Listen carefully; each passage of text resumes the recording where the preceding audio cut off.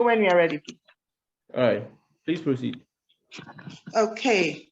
Good evening, Rotarian President, fellow Rotarians, protractors, and guests.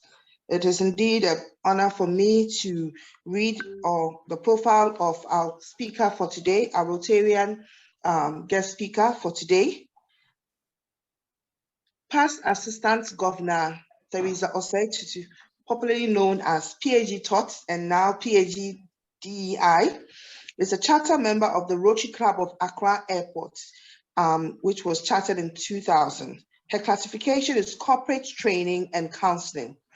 She has held several club responsibilities, including president of her club in 2008-2009 Rotary year, club secretary, vice president, which she has held twice, club admin, club foundation, which she has held 3 times, also club trainer.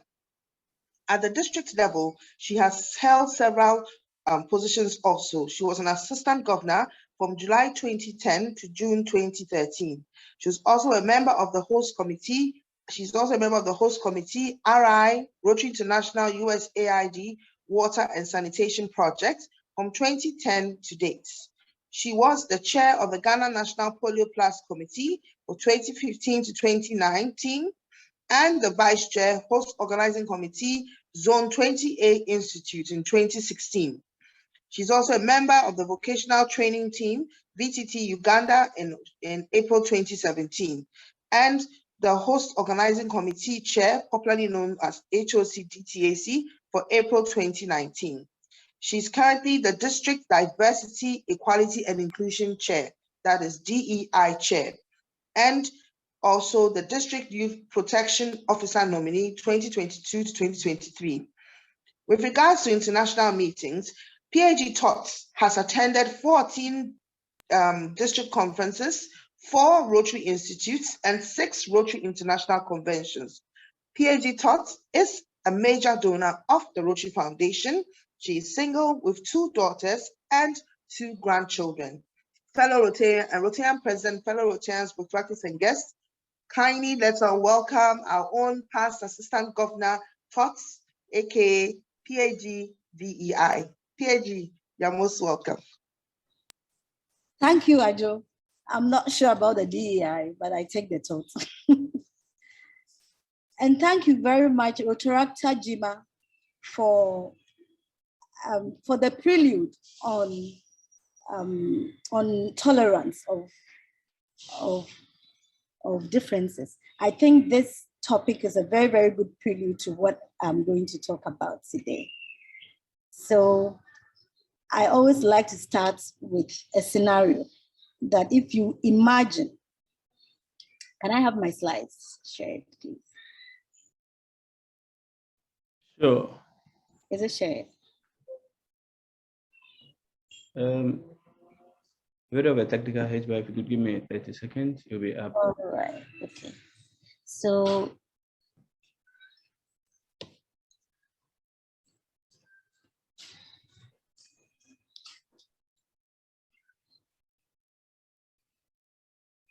okay, I'll just continue while you do it. So I ask you to imagine that you are a guardian of a family of 10 people, just 10 people. And among these 10 people, we have some multiracial, we have some with learning disabilities, some with other disabilities.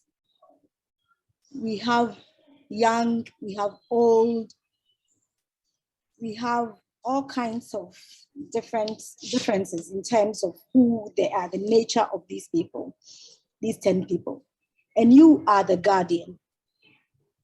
What and how will you control your home?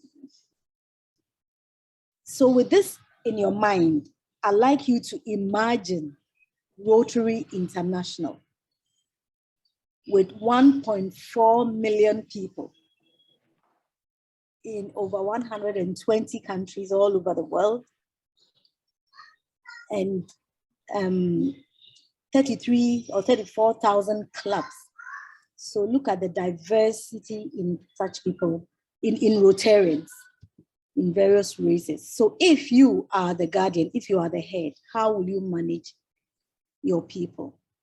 So with this in the background, I'm very privileged to present to you the DEI topic and how you can create an inclusive club, an inclusive home, to make your club a very inclusive home for your people and have a very good experience for your Rotarians or for anybody who visits your club. I'm going to start by defining what our DEI statement is. Can you change the slide? What our DEI statement is. Then we will define what the elements of DEI, that's diversity, equity, and inclusion. We talk about why it is very important, and then also how we can create some positive club cultures, inclusive club cultures. Okay, so our DEI statement says that Rotary will cultivate a diverse, equitable, and inclusive culture in which people from underrepresented groups have greater opportunity to participate as members and as leaders. As members and as leaders. Sometimes when you look at a picture of Rotary, you still see that it is still very male dominated, especially when you look at the leadership. Okay, so our statement is about including people, including cultures, including all sorts of people, all people from all walks of life who are especially underrepresented, to give them greater opportunities to participate fully as Rotarians. Now, definitions of DEI. Let's start with diversity. Diversity simply means variety. Variety of people in Rotary. So we should include everybody, all walks of life. So we will have various backgrounds. We will have various people with various experiences. Their ages are varied, various ethnicities, various disabilities, various religion, and I dare say even various genders, but they're all part of Rotary. Rotarians are vast and are varied, and we should not exclude anybody. So we should be diverse. If you take a picture of Rotary, it should be a reflection of the society that you are in. So if in your society, we have farmers and we say Ghana is an agrarian society, how many farmers do we have in our society, in our clubs? So let's look at that and let's not skew it only towards professionals. As we know, Rotary started really with professionals and people in the managing directors, tie codes people. Now we're shifting. Now we would like Rotary to reflect all people from all walks of life, so long that they can participate fully as Rotarians, pay their dues fully and participate. But we should not exclude anybody. So we should be very diverse. The other thing that we need to know about diversity is that diversity is not a choice. It is. So I am my age. I can't do anything about it. I'm female. I am female. That is me. It's not a choice I have. It is. So for diversity, you are born black. I'm black. I'm born short. I'm short. So that is diversity. And the fact that I am different from you doesn't mean I'm bad. It's just that I'm different. So different is different. It's not bad or good. So that's diversity. Diversity is varied, and it should be a reflection of the society. And if we are diverse, we actually reap the benefits of diversity, because we get the best from every world. We are able to bring and harness the richness in the diversity and improve our club. I must say that I enjoyed the beginnings of your club meeting, because you could just tell that people in charge here are technologically advanced, you know, with the music, with the video clips and all that. It shows that you may be experienced having some people with very, very high-tech people. Just yesterday, in my club, some people were outside and they were hoping, the DG visited our club, and those who were away, not in Ghana, were hoping to be able to zoom in and link in. But they were able to do it all the same, but they couldn't hear. And then they were shouting, we can't hear, we can't hear, we can't hear. But I'm sure that it probably wouldn't happen in your club because you have enough people with good technological knowledge to fix that. So basically, if we are diverse, we can harness the potential of everybody so that the club can move forward. So that's diversity. Now let's move to equity. Equity means offering different levels of support, opportunities, and resources so that all participants will have a welcoming and productive experience according to their needs or circumstances. I think the next slide, or the next two slides, will show you the difference. So if equality is giving everyone the same thing, like everyone, one person, one vote, yes, it's equal. But equity is giving according to that individual's own needs and circumstances. Okay, and so in our clubs, Rotary is expecting that we should make sure that we give so that everybody gets the same, comes at par to everybody. So then I think the next slide will give the difference, will show out the difference. So with equity, you bring everybody up to a level where everybody can see, everybody can participate fully. So you do not provide a forum where some people cannot see because they're in a wheelchair, they cannot see, and some people cannot see well, but others can really see far. That is the picture that you're seeing. So it is important that when we are providing facilities, and I can give you one example. This month, I visited a club and their meeting room was in an upstairs place. The stairs was, the spiral stairs, very narrow spiral stairs.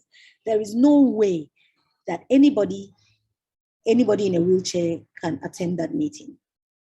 And I made that comment that they have to look at changing the venue, even if they have to meet in the garden, so that everybody would come. So I was just thinking about the physically challenged person in my club who is such an amazing Rotarian, but if we insisted on choosing such a place, we could never participate fully. So that is equity and equality, to make sure that we all have the same kind of support according to the needs of the people. So we may not know what people's disabilities are. And so it is important that when you're dealing with giving some people, we are talking about equity, we look at whether everybody is benefiting equally. There's also an example of somebody who said that they can't speak English much. So when they come to meetings, they can't even talk, but our language is English. How can such a person contribute? So this is a debate that you can see how you can change your bylaws to sort of accommodate people and allow them to speak and express themselves in a way that they will be heard and that they can also feel that they are participating well. So these are the kinds of elements that we need to see in our club so that everybody's participation is equal. Okay, then the next item that we need to understand is the concept of inclusion. Inclusion is also the same way, similarly, creating an experience where all are valued, respected, and welcome. Whereas diversity is not a choice, inclusion is a choice. So really, what is the point of bringing a lot of diverse people into your club, but we do not actively make them feel welcome, make them feel respected, make them feel valued. Inclusion is about actively and consciously making people feel welcome, making people be included. Inclusion would be like the mortar which will bind diversity's blocks. So you have the diverse blocks there, all right, but you need something to bind them and build upon them. So that would be inclusion. Let's take an example of club with older and newer members. When I'm saying old, I'm not talking age-wise. People who have been charter members in the club and people who are now joining the club. So there could be an exclusion there if we do not consciously remember that people may not share the old jokes that we had, the old experiences that we had. If you want them to feel inclusion, then share the jokes with all of them. Let them all understand where we have all come from, the journey, so that they can catch up with us, so that they don't start another inner group of younger or newer Rotarians, So we need to look at how we can actively, consciously include newer members, younger members, people who are underrepresented. And let me also add that the fact that we talk about inclusion means that there is exclusion. And exclusion has always, it is sort of natural in human beings. We tend to gravitate towards people that we are like normally. So if you we are comfortable being here in this group, so we stay there. And if you are not consciously aware, we may be even excluding ourselves from or discriminating, gravitating towards people who probably are even socioeconomically aligned than others, if you are not sure, because you sort of seem to have common things that you talk about, common places that you go to, common experiences that you can have. So we need to be mindful that it's not everybody who may have our means. And so when we are talking about certain things, we need to be sure, just be being very sensitive about that. So that is inclusion. Then the last thing I'd like to talk about is unconscious bias. And this is a very subtle thing. It's a thoughts, feeling, impressions, assumptions, or fears that we may not be aware of. In fact, most invariably, we are not aware of. But however, they tend to influence the decisions and the discussions and judgments that we make. And they can cause negative behavior or harm towards a certain person or group. It's real. Bias is real. And once you have a brain, you have a bias, because your brain just works that way.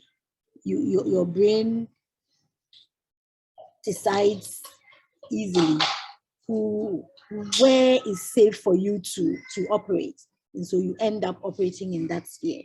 And so if you are not careful, you may not even want to venture into any other sphere. And before you realize, you are losing out. As they say, by the time a certain tribe, is a tribal thing though, but a certain tribe realized that cat meat is nice, cats would have finished, or dog meat, or whatever meat it is. So we need to be very embracing and be very aware of their bias that we may be having.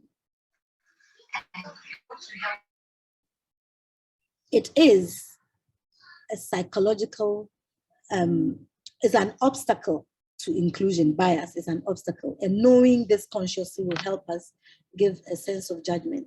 I mean, bias have been known to even discriminate against people. Come to you, you are on an interview panel, you just take one look at them, one look at their miniskirt, one look at their rasta braids, and you just decide that this person will not fit here, this person is not good, this person cannot do, you just make judgments. You see a woman drinking whiskey, you just assume that no, she's a bad woman. or you see a woman. In fact, there used to be a time that even women wearing trousers were considered not good. So over time, some of these things are changing, but they're still very, very alive. And so we need to be aware of that. Next slide. So DEI is a journey, and we should recognize that it may not end in our lifetime, but it is a journey towards inclusion. Even in 1933, I'm just using the case of our Rotary's gender story. Paul Harris said that Rotary is thrown open to all people, all representatives of all walks of life, all countries, all forms of religion, everybody. 1933. Even still, women were not allowed. And I am sure that it was due to unconscious bias that men at the time, or the decision makers at the time, did not realize what they were missing by not having women in Rotary, you know. And it wasn't until 1989 when women were officially allowed to join. And today, in 2022, we have our first female Rotary International president. It's been a long journey, but if you look at it, it was all because bias against women. If women come, they're going to gossip. If women come, they're going to do this, they're going to do that, without real substance. And this is what it cost us. So many years and decades, over a century of not having women. And now Rotary is so much better off with women here. So we should know the harm that unconscious bias can give. And we should be conscious of that unconscious bias so that we know that we deal with that in our minds, especially within our clubs, by accepting everybody, by letting everybody start on the same platter, and then giving people a chance to welcome them and knowing them and experiencing them for who they are and not what you think they may be.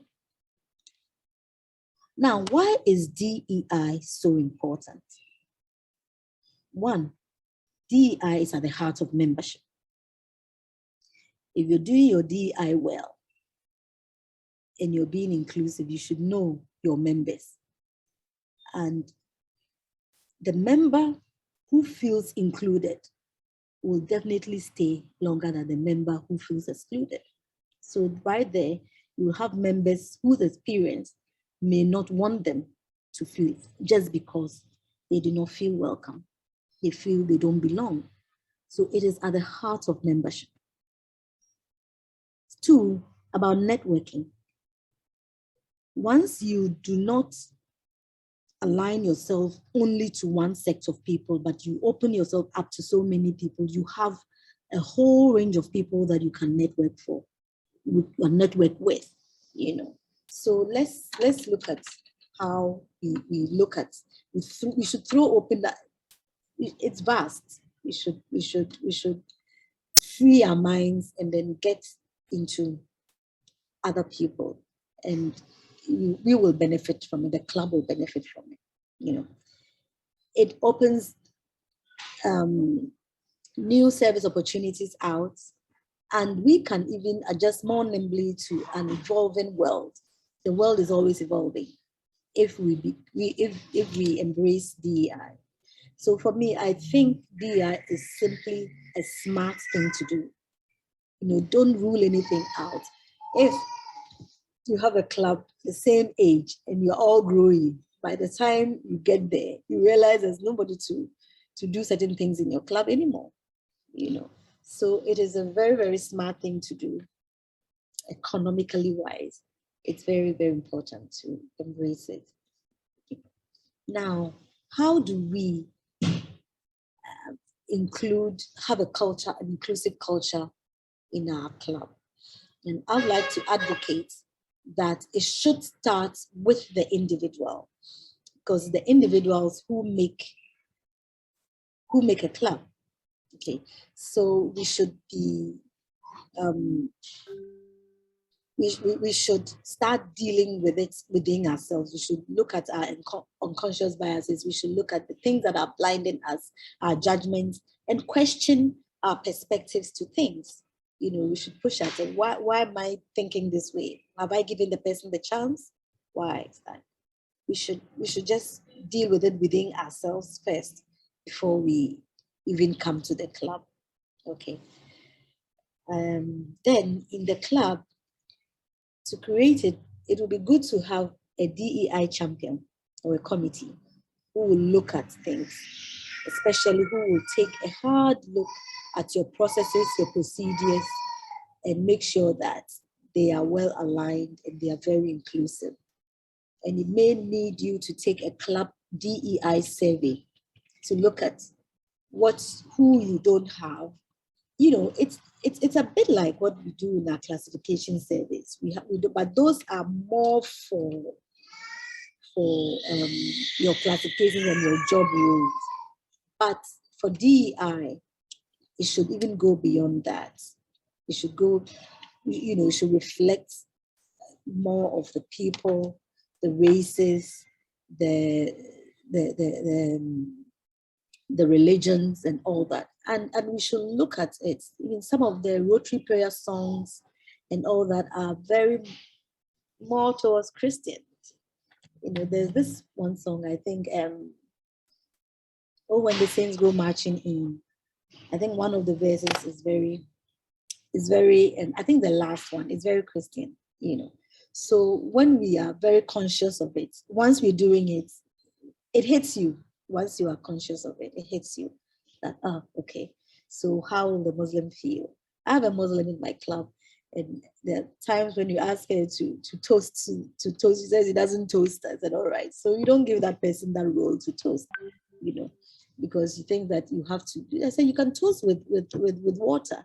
He says, no, she doesn't want to toast, you know.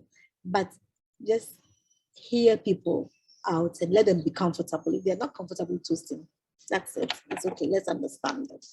Okay. So we take the club survey. And this class survey is very important because it will throw out some gaps that you may not have. And once you realize these are the gaps, you try to fill it. And it will tell you a story that this person you last two years, they will leave. You can tell. You know, so you can know where to focus on and then bridge that gap actively. And with the DEI champion, you can now start, like we're doing, can start having club conversations about issues around DEI that may come out from the survey, you know. And then after that, you can try to review your bylaws to reflect more inclusion. You know, it could be your dress code, it could be something, you know, anything, it could be the language, whatever. But try then to include let it be reflected. There's a story that I just heard of a lady who was a Makola woman, very strong, and couldn't speak English, but she had money, she was contributing, and if it came to mobilizing market women for polio, she would be the one to mobilize them. You know, there's value in them. However, if we don't include them and we had excluded them, we will not be able to get use of the advantage of that. Okay. And more importantly, we should hold each other accountable to their behaviors and words that they say, which will not be palatable at all. So if you hear or overhear somebody making a statement that you think may not go down well, please try and call the people to order so that they may not be aware, may be on their blind side. So you call them to order so that they are aware and they don't repeat it. And then please try and make it fun. Let's not make it all too serious. Let's infuse fun, but also make the point that we need to be inclusive as well. So for these things, to create an inclusive culture, Rotary International has proposed a code of conduct where, you know, to help guide us with our behaviors. I think you're on the wrong slide. Please move to the next slide. The code of conduct.